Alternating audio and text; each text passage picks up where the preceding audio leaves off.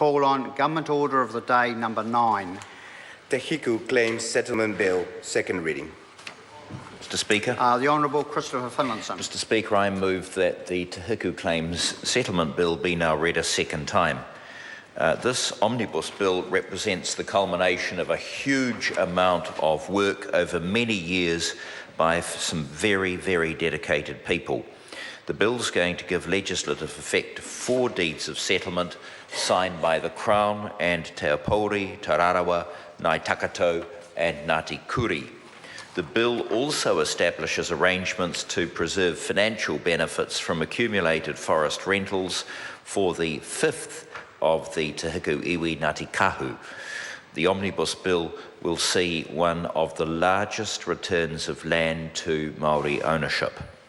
It was drafted as an omnibus bill because shared redress between the 4 settling iwi required the bills to be passed into law at the same time. The bill is expected to be divided into 5 bills prior to the 3rd reading. At the 3rd reading, we expect a large delegation of Te Hiku iwi representatives, and I very much look forward to that historic occasion. That will be the time for full speeches and acknowledgements. Mr Speaker, for now, I acknowledge the excellent work of the Māori Affairs Committee. Over the past 6 months, the bill has been considered by that committee. I appreciate its examination of the bill and the very careful attention it has paid to all submissions. Given the sheer size of the bill, I congratulate the Chair and members for their tremendous work. And I also want to thank other ministers and departments who have worked on this bill. It was no mean feat. I'm grateful to those who took the time to make submissions on the bill. It was very encouraging to hear submissions from those who support and are looking forward to the opportunities these settlements will bring for the empowerment of the hapu and iwi of Te Hiku o Te Ika. Those who opposed the bill raised some important issues, and these have been very thoroughly and carefully considered by the committee. The committee received 25 submissions on the bill, and it heard 19 oral submissions in hearings in Kaitaia. It's recommended a small number of minor amendments to the bill, and I want briefly to address some of the issues the committee outlined in its report.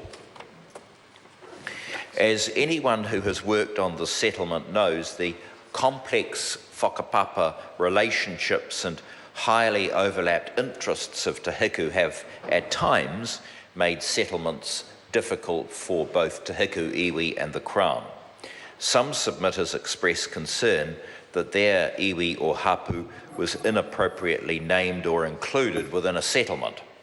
These issues have been addressed at length by the Waitangi Tribunal, by ministers, and now by the Māori Affairs Committee. Te Hutai and Kohatutaka hapu have the opportunity through the settlement to benefit significantly from their association with Tararawa. The Crown and Tararawa also acknowledge the ngāpui whakapapa of these hapu. Both hapu will also have the opportunity to participate in and benefit from the future ngāpui settlement. The committee recommended a wording amendment to clarify this important matter. It also noted the letter of commitment from Tararawa undertaking to support Te Hutai aspirations in future in regard to Kohu Police Station, and I want to thank Tararawa for that commitment. Mr Speaker, I need to say something about Ngāti Kahu. Ngāti Kahu is not settling with their whanaunga at this time, but this bill protects their interests.